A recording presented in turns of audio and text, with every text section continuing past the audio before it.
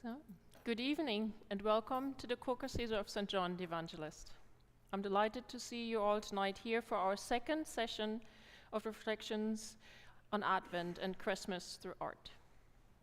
As we explore each piece, please share your suggestions, impressions, thoughts, reflections, and questions with us. And as last week, Amelia will help us with the microphone tonight. Please pause to use the microphone for your comments to allow everyone in the chapel and also online to hear your comments. On Monday, December the 9th, usually December the 8th, if it's not a Sunday, we will celebrate the solemnity of the Immaculate Conception of the Blessed Virgin Mary. Celebrating Mary's conception, preserved from all stain of original sin. Although this feast day occurs during the season of Advent, the Immaculate Conception refers to the conception of Mary in the womb of her mother, Saint Anne. In 1854, Pope Pius IX's solemn declaration Ineffabilis Deis clarified with finality the long-held belief of the Church that Mary was conceived by singular grace and privilege of Almighty God. To commemorate this feast, our first work of art of this evening is entitled The Immaculate Conception by Peter Paul Rubens, painted from 1628 to 1629. This painting is an example of Rubens' work that emphasizes the essential qualities of color, drama, and sensuality that characterized the Baroque movement. Baroque art was featured prominently in the Counter-Reformation, which began following the Council of Trent in 1545. Called to reform and re-establish the hegemony of the Catholic Church.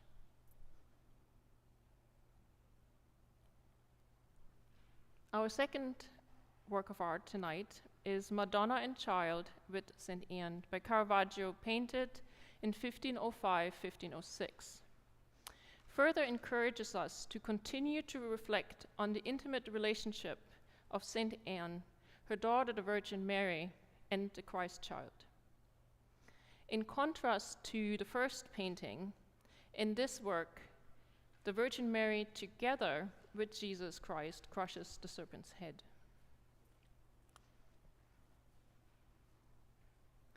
Our last painting of this evening is one of my favorite paintings. It is called The Angelus. The painting, The Angelus, was created between 1857 and 1859 by the French painter Jean-François Millet. Millet was one of the founders of the Barbizon school in rural France, which was interested in naturalism and realism. The title of the painting, The Angelus, refers to the Angelus prayer, which reflects on the incarnation of Christ at the Annunciation through the angel Gabriel. The Angelus prayer is a short prayer of devotion said 1 to 3 times a day, and it is actually printed on the back of your handout. We will explore the prayer and its meaning in more detail when we discuss the painting.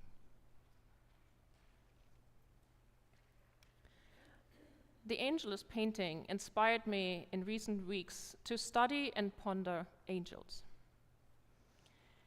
As the introduction to our reflection tonight, I would like to share with you a few aspects about these heavenly beings, particularly their representation in art over the centuries.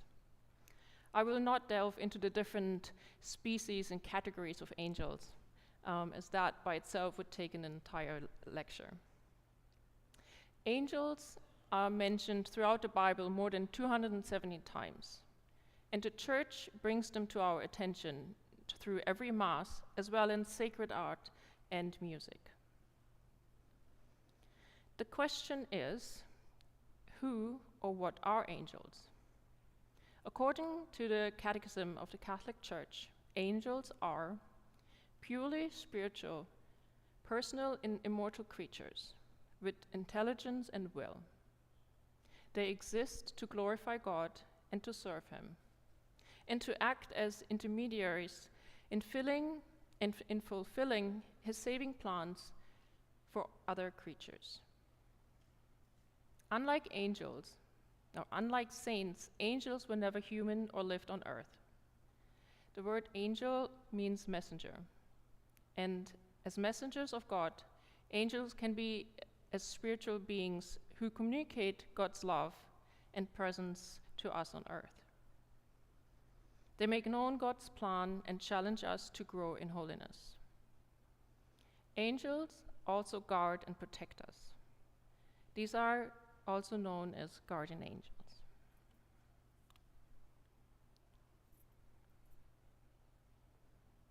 The visual motifs that have been used to represent angels in Christian art have evolved considerably over time. The earliest depiction of angels are found in the catacombs of Priscilla in Rome. And you can see one of those on the slide. In these frescoes from the 2nd century, angels are shown as human-like figures without wings or other differentiating features. This representation is consistent with the limited description we have of messenger-type angels in the Bible. During the era of classical antiquity, lasting from the 8th century BC to the 5th century AD, the goddess Victory was frequently portrayed with wings. Some Christian artists were influenced by such classical iconography and adopted aspects of it into their art. The earliest representation of winged angels is this 5th century Italian mosaic Annunciation in the papal basilica of St. Mary Major in Rome.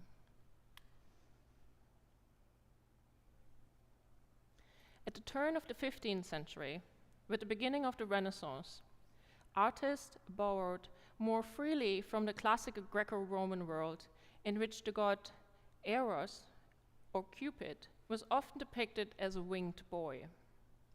This resulted in Cupid-style cherubs, also known as putti.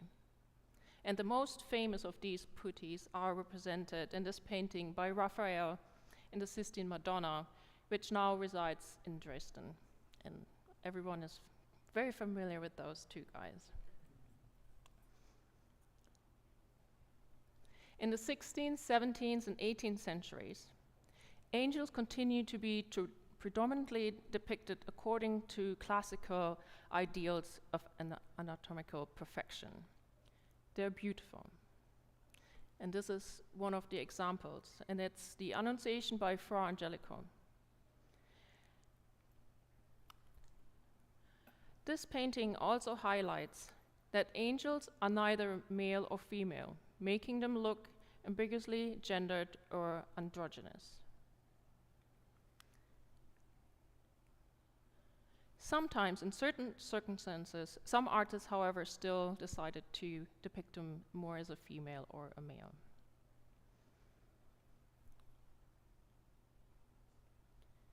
Angels do not have bodies and are typically invisible to humans. Throughout the centuries, artists have used different techniques to remind viewers that the angels are of higher nature.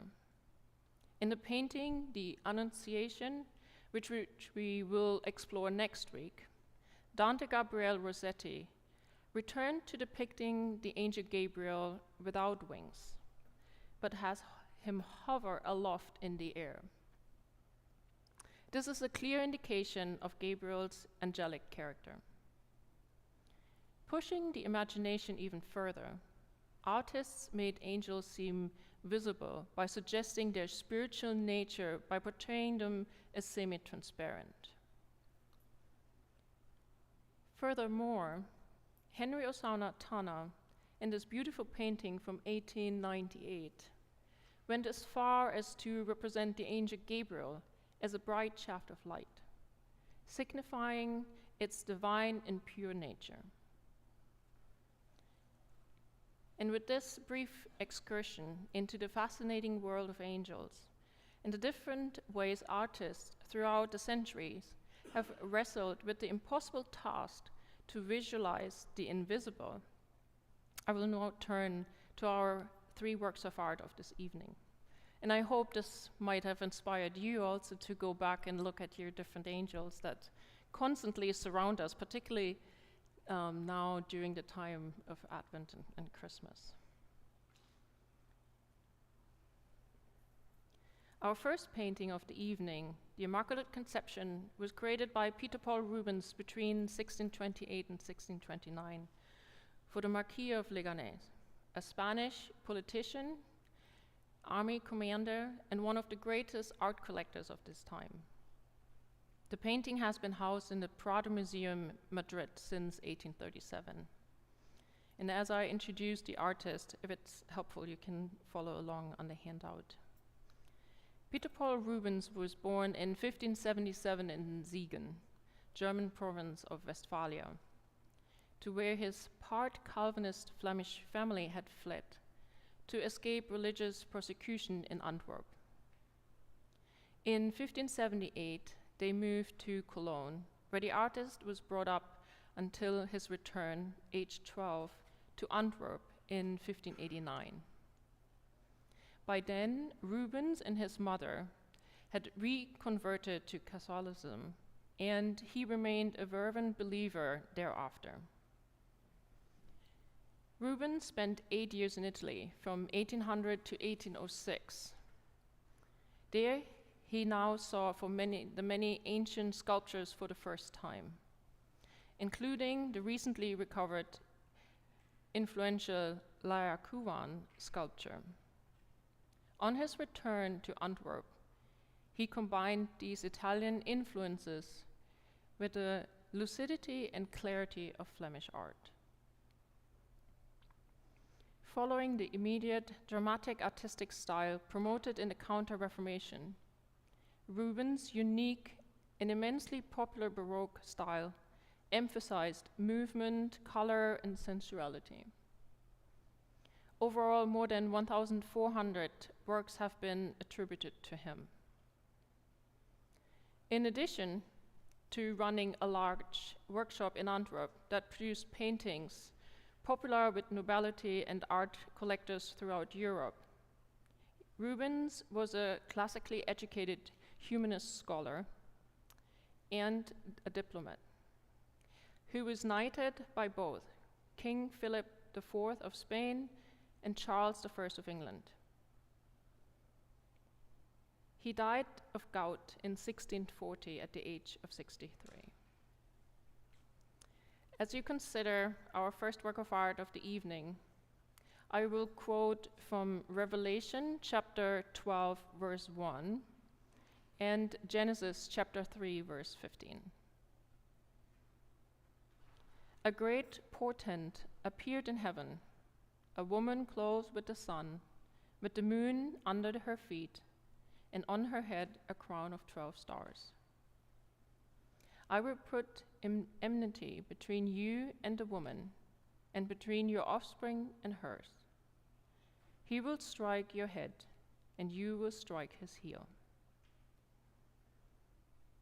And with these words, an introduction, I invite you to, if you would like to reflect on the image, how would you describe the image? What is your eye drawn to right away? Is there something that jumps out on you, at you?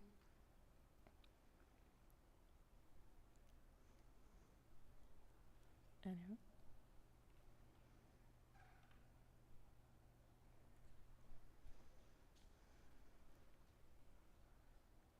So this is a very typical classical depiction of the Immaculate Conception and those two parts of the scripture really kind of pull together the main points of the Immaculate Conception. Amelie? No, Xavi. Hi. First thing that comes to my eye is the two colors, the blue and the red. Yeah. I know that one, is it the blue that usually is the one used for the Virgin Mary? Correct. So, yeah.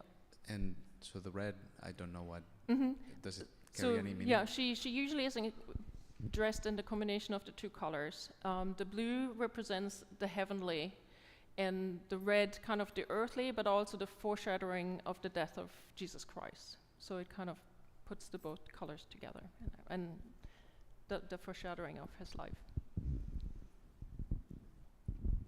Amelia? Michael? You might have to stand up, Amelia. What I notice is the snake is very dynamic. I mean, it's writhing like it's actually being crushed. You know, that's what a snake does when they're, you know, in a panic, or, you know, if they're actually being trapped. If you catch one, that's what they do. And so that's a very realistic depiction of the death, you know, the pain and the, you know, the anguish of a snake, if you want to put it that way. But, you know, so it's real. You know, it's very, like I said, dynamic, very vital kind of a depiction.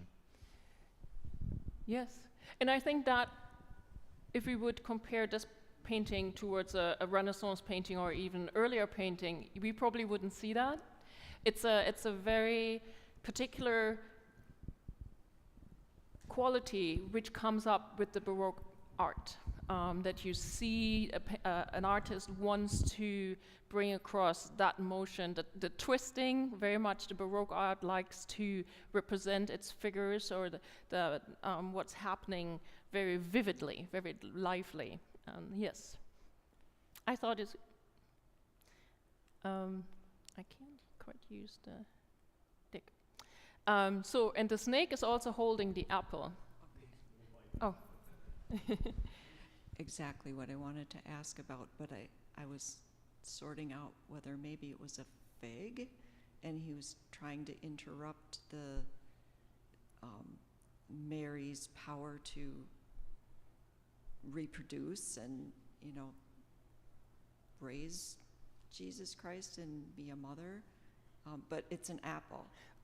Okay. Yeah, so it's the apple, so it refers back to Genesis, where Adam and Eve, or Eve picks the apple, and you can even see there's a little bite in it. So it really refers right back to that moment that Eve had taken a bite out of the apple. So it really combines the original Genesis story with now Mary being the second Eve to rescue us from the original sin.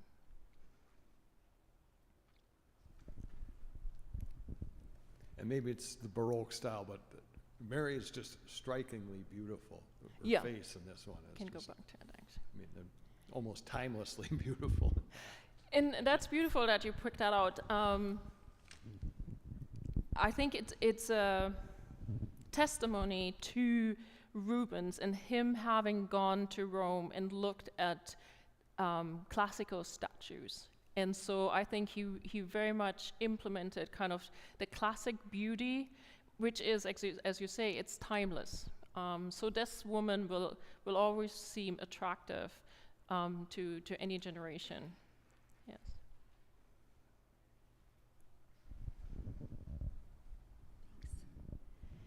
To me, all the gold swirls around her, it's almost to me like the Holy Spirit descending on her, is what it makes me think of. And it's almost like she's in a snow globe with the shape. That's just what it makes me think of, is, you know, all the beautiful snow globes this time of year. Yeah, and that's a very good point. So originally, the painting was semicircular. So the painting actually ended here, and later on in its life of the painting, someone decided they wanted to make it a square image, or a square painting, and so they added this part to it. Yeah. Yeah, and I think the rays it also kind of goes back to Revelation. There's a sea. It talks about the rays of the light, and so she's standing in front of the flaming sun, and so very much so. That's why I also chose the part of Revelation. It implements what it says. So she's standing on the globe. The sun is coming behind her. We have the stars. It's supposed to be 12. I don't know what happened to Peter Paul Rubens. he only painted 8. It's supposed to be 12. Yeah.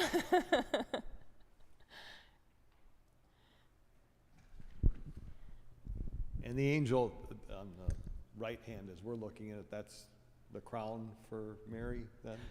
It's a laurel wreath, so it is a sign for her victory in the long run. So she overcomes the sin, the original sin. So both angels, the palm tree or the palm branch and the laurel wreath are signs for victory. And so she overcomes what happened in Genesis, the original fall, and so she is victorious and overcomes the original sin.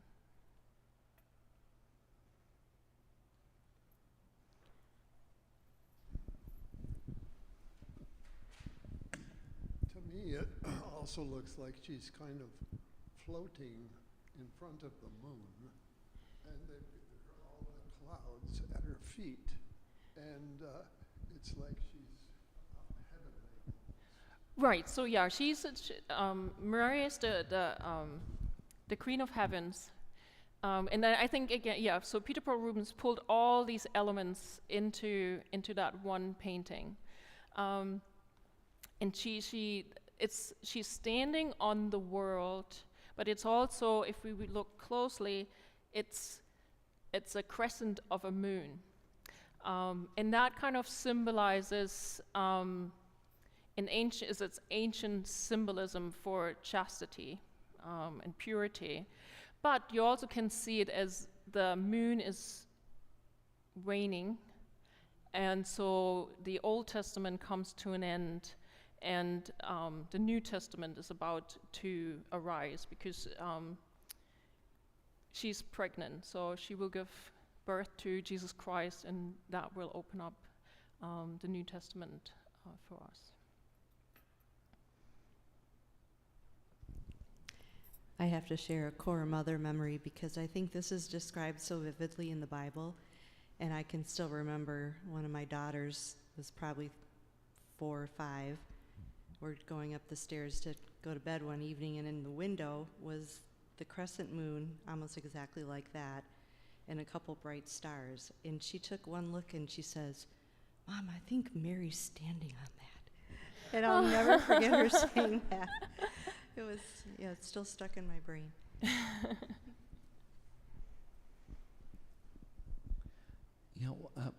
I think, so correct me if I'm wrong, but in Romance languages, the moon has the feminine gender. Is it common? So in some cases, the moon is represented as the feminine, while the sun is masculine. Would that be the case in Rubens? I don't know in Flemish what it is, but would there be a representation why she's standing on the moon as a sign of femininity?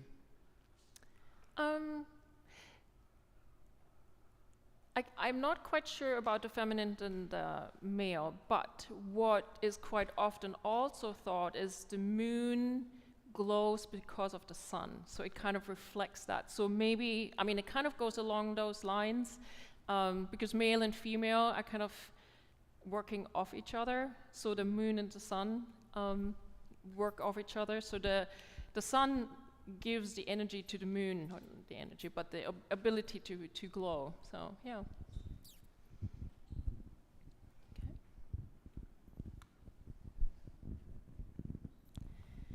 And just as a, this is very typical. We have the voluptuous figures. Rubens loved to paint flesh. He was an expert in painting flesh. We can see that with the angels, and he kind of liked them proper, full. So it's also there's an expression Rubenesque if a lady or a child is kind of nice and full and red cheeks, and he kind of liked to present them proper.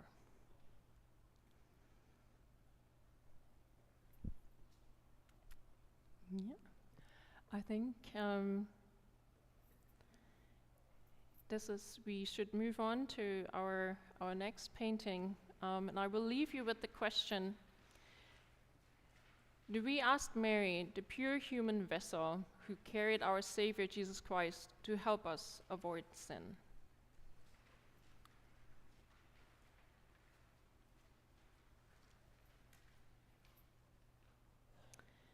The painting Madonna and Child with Saint Anne was created by Caravaggio between 1605 and 1606, at the beginning of the Baroque period. Born Michelangelo Merisi, Caravaggio is the name of the artist's hometown in Lombardy in northern Italy. In 1592, at the age of 21, Caravaggio moved to Rome. He spent his first years in Rome in poverty. His earliest known paintings are of individual figures with still lives. By 1602, he had established a reputation as a powerful, dramatic realist. But his lifestyle was causing equal attention and no little controversy. He appeared regularly in police reports for fights and assaults. Eventually, the murder of an opponent forced him to flee Rome to live in Naples, Malta, and Sicily. In July 1610, the Pope granted Caravaggio a pardon. However, on his return journey to Rome, Caravaggio developed a fever and died on July the 28th, 1610, at the age of 38. Caravaggio's painting technique was spontaneous. He painted straight onto the canvas with minimal preparation. Much to the horror of his critics, he used ordinary working people with irregular, rough, and characterful faces as models for his saints. Characterized by dramatic, almost theatrical lighting, Caravaggio's paintings were controversial, popular, and hugely influential on succeeding generations of painters all over Europe. Commissioned in 1605, the painting The Madonna and Child with Saint Anne was executed as an altarpiece for the confraternity of the papal grooms, a group of papal servants, located in St. Peter's Basilica in the Vatican.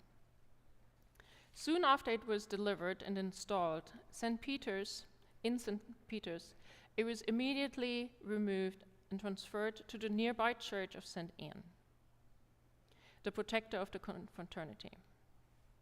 A few months later, Cardinal Scipione Borghese bought a painting from this church and added it to his extensive personal art collection, where it remains today. As we consider our second work of art of the evening, I will quote from Luke chapter 1, verse 38. Then Mary said, "Here am I, the servant of the Lord. Let it be with me according to your word." And with this, and we can, and I'm sure we will pick out why the painting was immediately removed again from St. Peter's Basilica. I think there's a couple of things that are become very apparent very quickly when we so who are the figures? What do we see? What are the colors again? Maybe it's a little bit different than with this painting.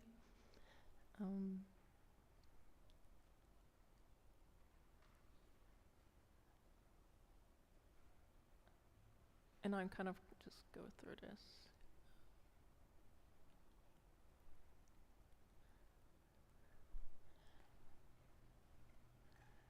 Any comments?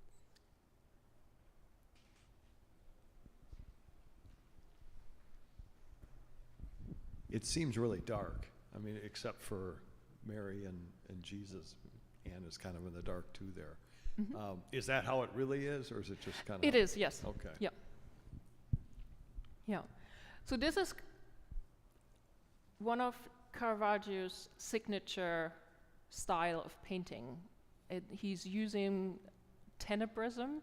We've kind of touched on that at some point, and chiaroscuro. So tenebrism means it's a murky background, very dark. And chiaroscuro means that there's one strong light that can then, it's like a spotlight on a stage, will then bring out the individual or the important person or the important events that are taking place. And so we have tenebrism. So it's an unknown space, and I think, however, what is important and beautiful about it, it is also timeless again. It doesn't set the scene into a certain period of time. I mean, the clothing is probably, the style changes. But again, it's because it's an event that, or the meaning of this painting is important for all generations. I was just going to say that Mary looks like she's going to a ball with a fancy ball with her hair all fixed up. And I also find it interesting and nice that Jesus is helping stamp out the evil. And St. Anne looks different than what I would. She looks so young and just kind of pretty with the halo and everything. Uh-huh. So. Yeah. So yeah, let's focus on it. Let's actually get to this. So remember this, so we spoke last week, we looked at the Virgin and Child with St. Anne and the Baptist. So this is Mary, and this is her mother, St. Anne. And it was very obvious to everyone, and it is, St. Anne is very young. And so we had kind of discussed that a little bit, and the reason why Leonardo da Vinci might have chosen to depict St. Anne as a not as an old woman, at least.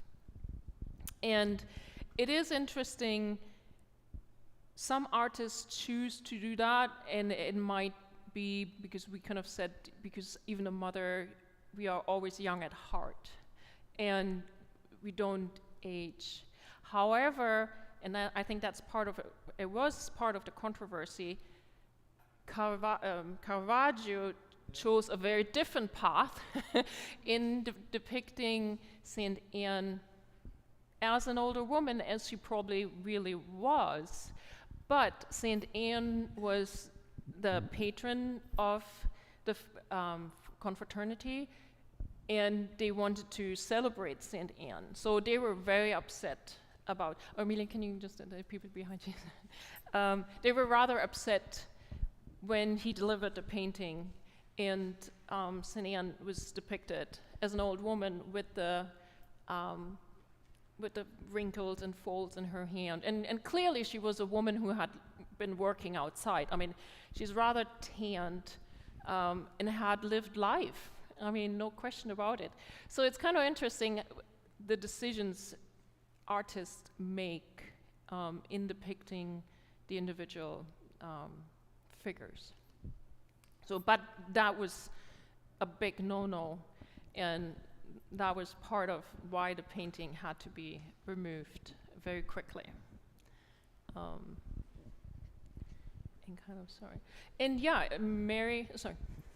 Oh, I just find it interesting, like Mary's, I mean, you see her décolletage even. I mean, usually she's so much more chaste, and And so I could see where that would have been considered shocking. But when you just, the comments you just said about St. Anne, to me, that depicts her as more of a patron. You know, the wisdom and the strength of her, the way I would have depicted her this way. Mm-hmm. And so it's surprising to me that they were so upset about that if she was their patroness and protector, Mm-hmm. that she was depicted Right. as an older woman. I think so.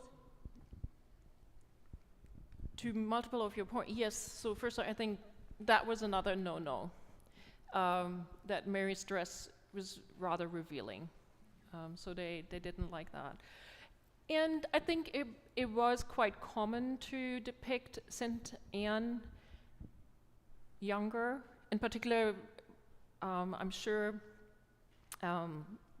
Obviously, Leonardo da Vinci's painting had been painted 100 years earlier. It was so well known that was probably what they were anticipating to see. It was, I think, once we think about it, it does make sense, and it is beautiful in itself. But when the confraternity, when the members received the painting, it was just so different what they had anticipated, so I think they were rather disappointed. Yes, please, Amelia. I think it's interesting. Like, Jesus looks really muscular, but then it kind of looks like he needs help to, like, walk or to help stamp out the snake. Uh-huh. Yeah, I think so too. Yeah, we have another. I think the helping part, I think he was probably at an age he could walk by himself. I think the helping part comes down to the crushing of the serpent. And I think it's a little bit more symbolic. So in this painting, they're actually doing it together. In the painting before, it was Mary who crushed the serpent's head. But then if we remember the scripture, it was, he will strike your head and you will strike his heel. So the translation, and I learned that was actually really interesting. Over the centuries, they had been slightly different translation of the Bible, depending which original text was used. So there has been translations where it would refer to she. So it was for some time thought that Genesis was referring to really a female. But then in the modern translation, it refers to a he. So I think there was always this ambivalence a little bit about who would strike the head of the serpent. And I would say Caravaggio was kind of pulling in on both of these thought processes and combined Mary and Jesus Christ together to crush the serpent's head, which is basically crush evil, crush the sin, finish with the original sin. And I thought what is also, if we think forward, it also is for us, right? I mean, we need Jesus to help us. Mary could have done it, or she needs the help of Jesus Christ, or we need the help of others to do what is asked of us to do.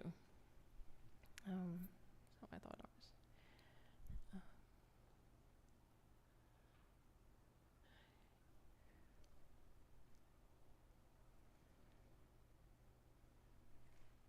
and I think also some of the controversy was that Jesus, even though he was a baby, but he was naked, and he was unsubscribed, so he wasn't uncircumcised. That's right.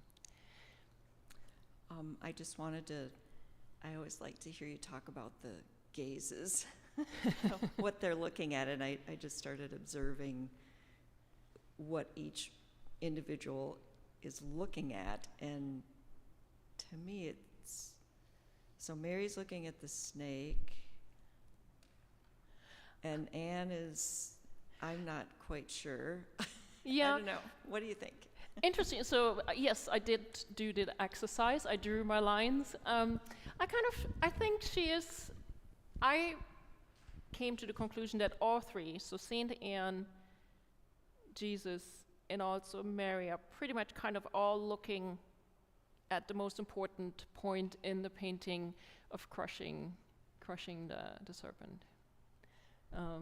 Yeah. So I really had the impression they were all kind of looking right down at the foot of everyone. So. Yeah. And in this painting also, coming back to Mary, she only wears the red, and again, as I say, it's too revealing for a painter, too revealing for Mary. She should be dressed more modestly. Yeah. So yeah. And I just like to also, I thought I found that somewhere, and it's just such a beautiful image of Jesus Christ with this beautiful red curls, and again, it's a bit angelous, but yeah.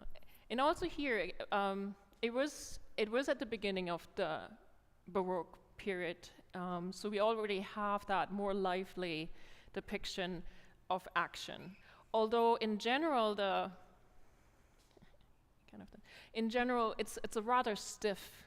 The three figures are rather stiff. So we're still at the beginning of the Baroque movement, and Caravaggio also kind of is using some twisted poses, but not very dynamic. I mean, so there's no dynamic necessarily in the pictures. It's quite stiff. I mean, shall we answer? I just want to comment, his life was so short, and he grew up in poverty. Oh yeah, he was only 38 when he died, yeah. And this painting probably reflects aspects of his own life in terms, he was arrested by the police. I mean, he's kind of out there on the edge of society, yet he has such great talent that everybody recognizes him, and the Pope pardons him. I mean, so in his life, it must have been very dramatic. Oh, I think so too. I mean, he had not an easy life, but he also, with his personality, certainly didn't contribute to have a quiet life. Oh yeah, yeah. And he was talented. Oh yeah. I mean, we have now also looked at a couple of The Taking of Christ is beautiful. He was very talented. Oh, absolutely. And I mean, Carrie? So I was just wondering if the choice of the dress being too revealing and the age of Saint Anna, is it because I look at the comment as saying that he chose working regular people, and he, being himself a man of the streets. I wonder if he just chose those dresses and those like a realistic point of view, rather than he was not implying anything in the revealing dress. It's just that this is how people dress. Oh, absolutely. Yes, yes. Oh, yeah. I think so. Yeah, he picked from reality and what he would see in everyday life, but to bring that into the church, I think the church wanted to have paintings that were more beautified, classified, so more pulling on classic, antique beauty, yeah, and just more modest. Yeah, but yeah, that's what he saw. I mean, he would go on the street, and those are the people he would be living with and mingling with, and probably that's what the girls would be wearing. Yeah. Okay, I think we should move on. Oopsie, was there another question? No. Okay, let's move on so we give equal time to all the paintings. We will leave this picture now asking the following question. As we see Saint Anne supporting Mary, are there people in our lives who could use our support.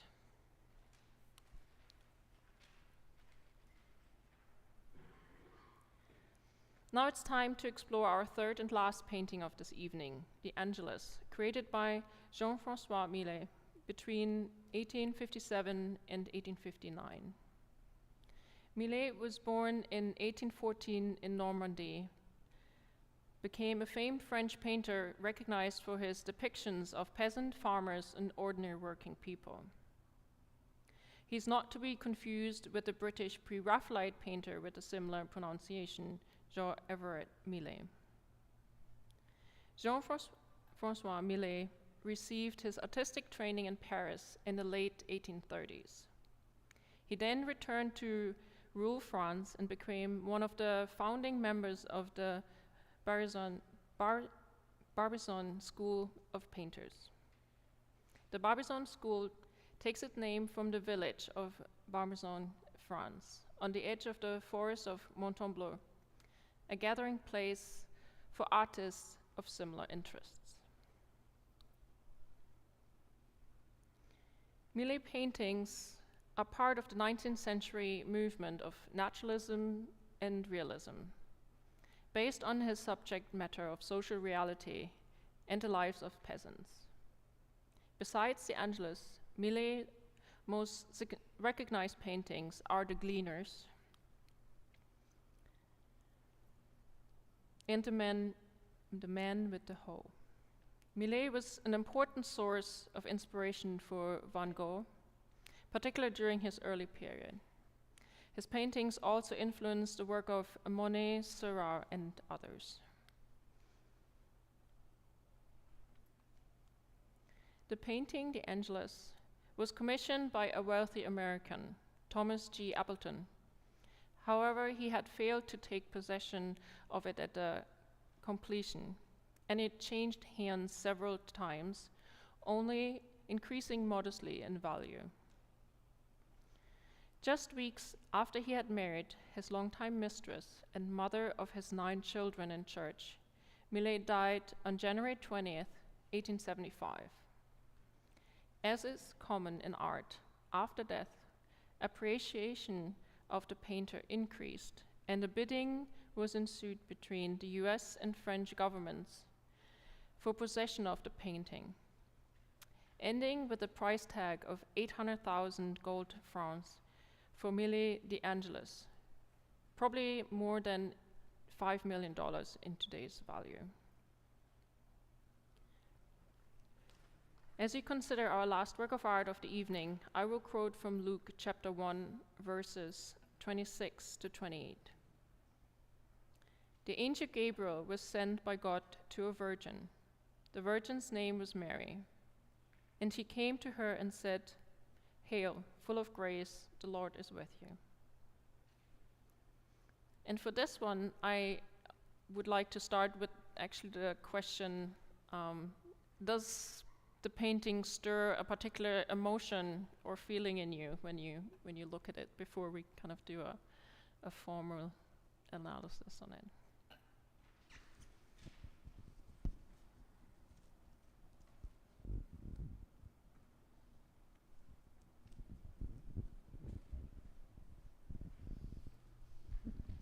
I just get a feeling of faithfulness, that it looks like these people have a hard life, and as soon as they're done, they're going back to work for a while, even though the sun is starting to set.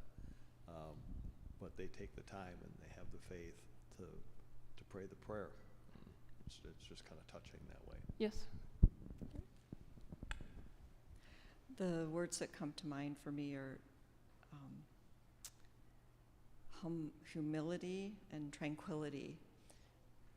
And it's just a beautiful, peaceful setting. That's the emotion that it stirs in me. And then the bowed head of the woman and slightly bowed head of the other figure in the, it's beautiful. It's lovely to look at.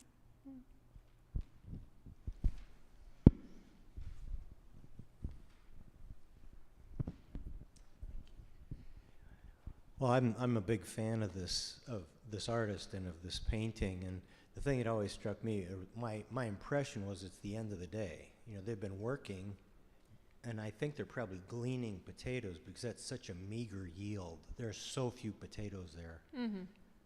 And the day is ending, and that's all they've got. But they still end their day with a prayer before they pick up what they've got and go back to where they live and, you know, go on with, you know, the rest of their life. So I think it's a very moving portrait of our humility and thankfulness to God, our gratitude before a creator God. Yeah.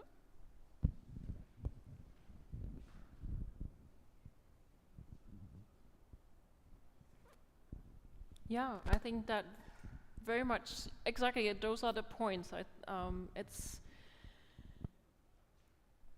It's that sense of being grateful even for the little bit that they have. Yes, they were collecting some of the potatoes, and there's just not much. But they are reminded of the church. We can see the little bit the outline of the church in the far distance, and they hear the church bell ringing, announcing the coming of the evening, and they take that moment and pause to say the prayer of the Angelus. And if you're not familiar with the prayer, it's a very brief prayer. It starts with short mentioning of the coming of the angel Gabriel, and it's just it's a half a sentence of it, and then you would say the Hail Mary, and then it goes back to the scripture, and then you say a Hail Mary, and then it goes back to the scripture, and you say the Hail Mary. So it's a very brief prayer, and the tradition of it has gone back probably up to the 11th century, where people started to say it at different times of the day. In monasteries, they would then say it in the morning, in the lunchtime, and in the evening. So there's variation through the centuries how often people would say it. But it's just that one moment, that just brief 2 minutes to let God enter into your life, and be thankful and grateful for the things that we have received through Him. To me, the picture is just filled with gratitude. And growing up in a small town in Iowa, we had the Angelus. The bells rang in the morning, noon, and night. Uh-huh. Yeah. Oh, beautiful. Amelia?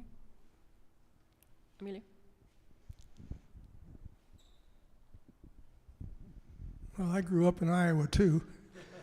And I remember in elementary school, we'd stand up at noon, just as the church bells would ring, and recite the Angelus, and then we'd go down to lunch after that.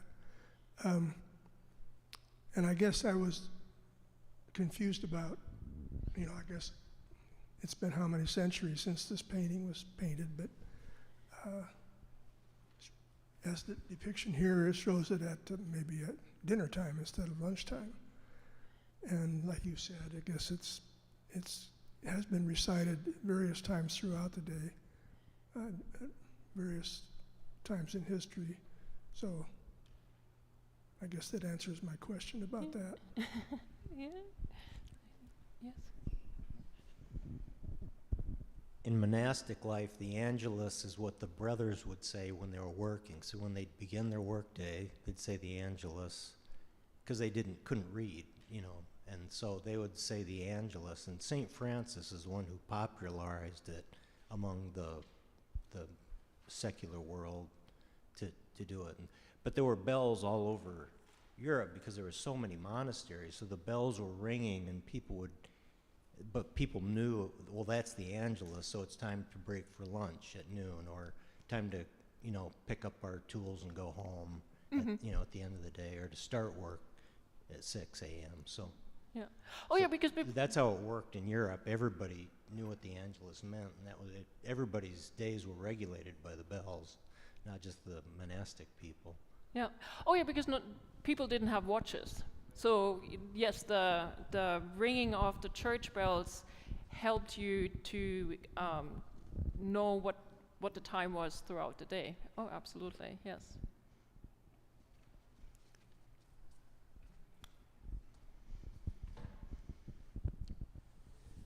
There's a sense of them both acknowledging that they're on sacred ground, and that it isn't just this desolate place that produces so little, but it's really God's bounty, and as everyone has said, the gratitude for that. But that sense of we're standing on sacred ground. Mm-hmm. Yes, yeah.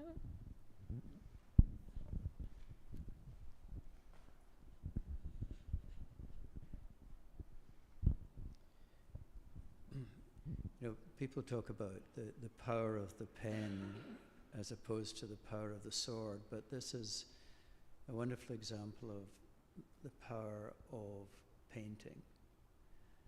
I think it would be hard to understand anyone not being impacted by this scene that we're looking at.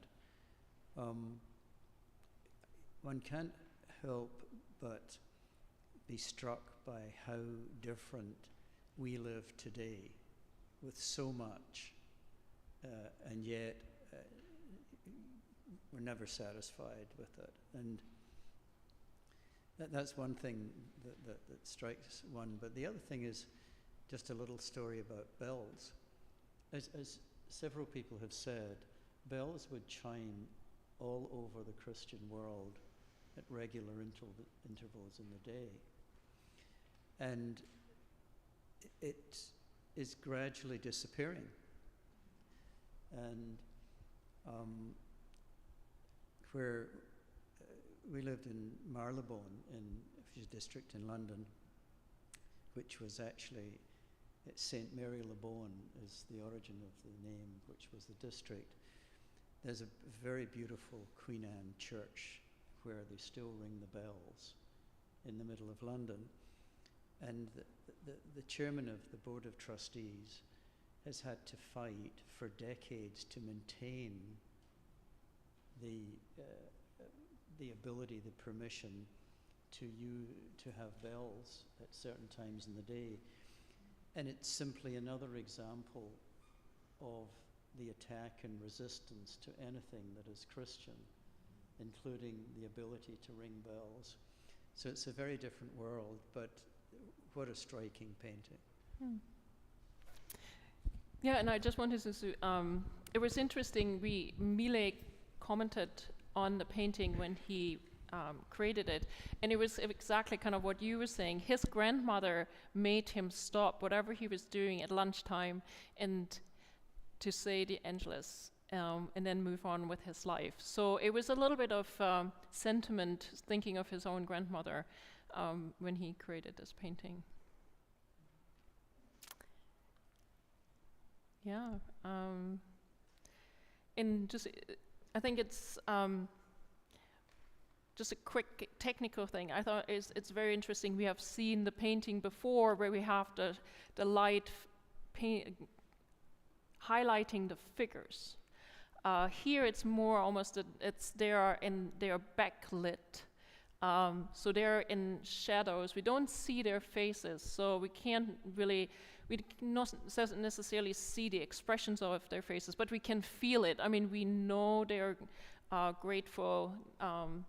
They're in deep prayer and deep thought. So I think it's quite also again nice to see how the artists use different techniques, using light on the figures, on the event, or kind of reversing it and putting the main figures in shadows and darkness, but creating a certain effect through that technique, which is very powerful in this particular painting.